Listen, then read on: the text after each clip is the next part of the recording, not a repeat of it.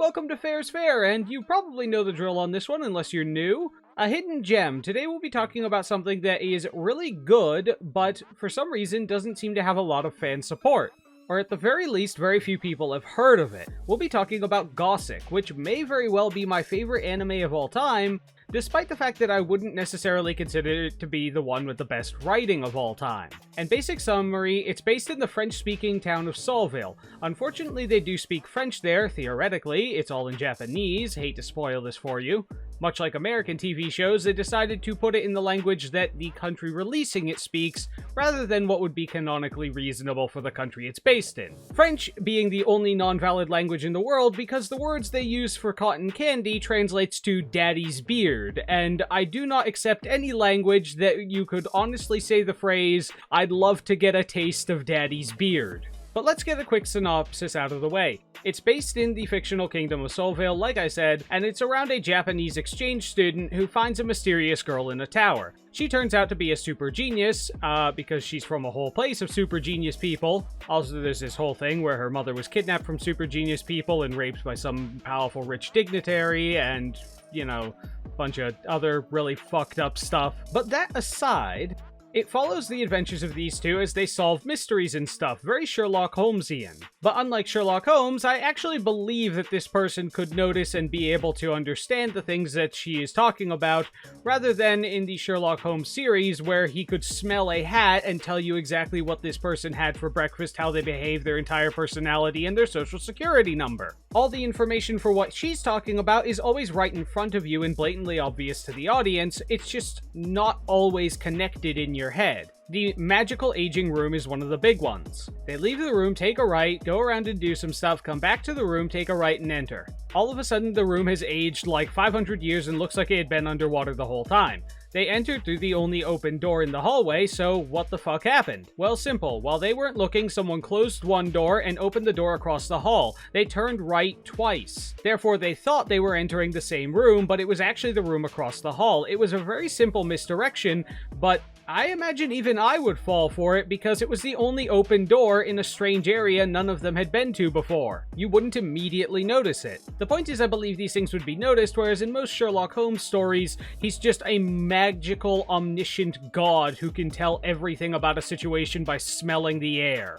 You don't get that feel from the main characters, and I really do appreciate that the main character isn't overpoweredly smart. In fact, the main characters have opponents that are smarter than her, and definitely have a huge advantage on her because they have a lot more power and money. And I don't want to get too big into spoilers, but the show starts off following a simple murder, and then, without leaving that storyline or shifting away from the overall things that are happening, they manage to balloon the entire events into a massive geopolitical issue that results in a world fucking war. It may sound like you're going from 0 to 100 real quick, but it's actually moving at a really good pace. And the atmosphere follows the pacing beautifully. Early on in the show, you see a bunch of people walking around, there's lots of laughing in the street, there are fairs and street markets going on, but as the show goes on, you start noticing more and more soldiers in the background. Tensions seem to be more on edge. People aren't smiling as much. There's less people going around in the background. More people looking at their feet kind of shit. The whole atmosphere moves at a beautiful pace right along with the story, and the story, like I said, shifts from the tiniest thing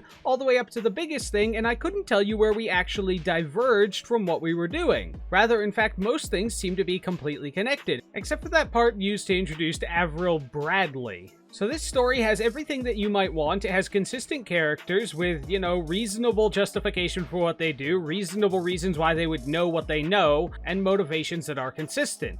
It's a very sound story. And it deals with a really good theme, that is the occult versus logical thought, how it can be abused by people in power, or how assuming the supernatural before you fully investigated will generally lead you down a path of ignorance, typically resulting in the real solution or the real answers behind issues being hidden, or buried in lore with time because they've just been compounded on one another over and over again with people espousing the supernatural belief rather than actually investigating and finding the true cause. In fact, I'd say there's almost no issue with it at all. But it is not Pale Cocoon because it's much longer and therefore has more characters and more things happening, which means inevitably there are some missteps here and there.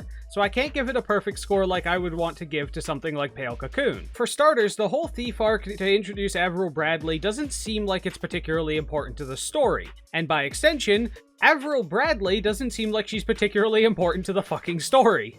I have legitimately no idea why that character is in this show at all. None whatsoever. I can't imagine why they spend so much time on her. Now, the nosy teacher could be their comic relief bit, but Avril Bradley seems to just be there to occasionally exposit information about the school and its legends, which there's no reason for them to have her there. They could have had a background character mention it, or they could have had the main characters research it. Hell, fucking Kazuya wants to get closer to Victorica, but they could have had him researching this stuff, like the old lore behind things in the school, and that would have made him seem like he's actually driving to get better and get closer to Victorica based on, you know, knowing things and being smarter, especially since she's constantly mocking him for being kinda stupid. You know, in an endearing way, because she's cute. Bear in mind, this isn't the main character is abused and stays with them for no reason kind of thing. Her whole story is very sad, and despite trying to push him away, I can understand why he would stay, because her whole event and existence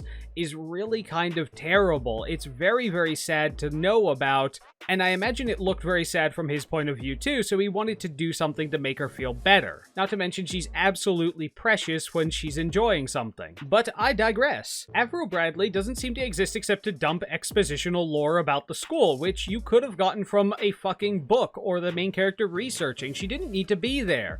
She added nothing. She wasn't even a viable damsel in distress. And I'm sure someone's going to bring up, "But Fair, you don't understand. She needed to be there so that they could have a love triangle."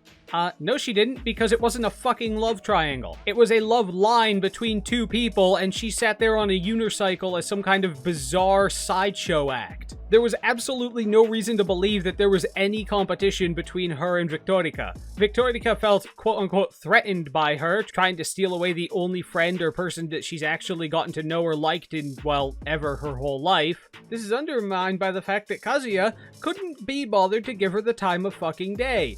Like, the density field between him and Avril makes uranium look like whipped cream. It is insane, as she's constantly futilely trying to get closer to him, and I just felt like it was so much wasted time because it's clearly not going to happen. The main character had made his decision on who he wants to pursue, and the only romantic possibility that could ever come from it was him and Victorica. I don't know if she had more of a role in the manga, but that doesn't matter because she didn't have a role in the fucking story. This is possibly one of the few things that's going to really detract from the series as a whole. And now, of all the problems I could possibly have with the story, it's possibly my biggest issue. There are several other issues, such as the giant holographic Mother Teresa, which did seem kinda I'm not quite sure if that would have worked.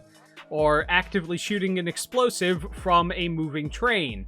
That kinda seems like a protagonist shot right there, folks. But the vast majority of it, I'm very much willing to forgive because it's just such a good show on the other bases. The characters are so well intertwined, the story makes so much good, complicated sense. And it honestly had a very satisfying and emotional ending, and frankly, sticking the landing is something that a lot of anime seem to have trouble with. So the fact that they managed to stick the landing on this even adds more to it. Oh yeah, also the, sheer odds of them ending up on that boat that turned out to be really important was kind of just a little bit out there. It felt a bit like the story needed to push that point on us. I'd give this anime a 92%. It's one of the best ones made, with a satisfying story, a satisfying beginning, middle, and end, clear motivations for its characters, and almost nothing wrong with it. I'm trying my best not to give spoilers here because I really, really want you all to go watch it. Like, everything in this anime is there for a reason, except Avril. Even Detective Greville's outrageous hair. Like, there's a story behind it. He didn't wake up one morning and want that haircut. He doesn't want that haircut at all. It turns out there was, well, kind of a thing behind that, and it makes sense. Like, he looks like an eccentric asshole, but there's a reason he looks like that, because he was forced to do so in exchange for something. Man out here looking like he's trying to become a fucking unicorn. They better have a goddamn reason for it. But some of the most emotional parts of this anime are as you get to the end, as there are big, epic battles, cities burning, wars being waged, people being beaten, the main characters and the love being torn apart. And I won't spoil how it ends, but God damn, I swear I almost cried. And it does all this while still being really funny at times. With, you know, the teacher as the comic relief, not Avril, because she still shouldn't be in this anime. So go out, watch it, let me know what you think. I'm trying really hard not to get into too many specifics here because I really don't want to spoil this for you. And frankly, I would need a much longer video to explain all of the intricacies of the story of this anime to you guys. And the algorithm doesn't like long stories unless you already have a very large and dedicated fan base, which I do not have. On that note, you should totally share this with all of your friends. It's a guaranteed way to make you smarter. In fact, watching this anime might make you smarter. And watching my videos makes you smarter. And you don't even have to really listen, just put it on the background of your computer while you play Peggle Deluxe and you'll just get smarter. My voice has been scientifically proven by MIT to actually increase your IQ points over time. It's a fact, look it up. Oh yeah, and another thing minusing a small percentage from it is that Albert de Blois is so cartoonishly evil that he might as well have a mustache to twirl. The only reason he doesn't is because it wouldn't go well with his long flowing blonde locks. Like he wears a monocle for fuck's sake. Remember to like, comment, subscribe, all those things that help me with the algorithm, and maybe you too can one day work in one of the padded factories, thinking only the most approved thoughts as deemed respectable by the great Google AI that will conquer the world after they make it. In the meantime, if you don't agree with what I said, be entertainingly angry.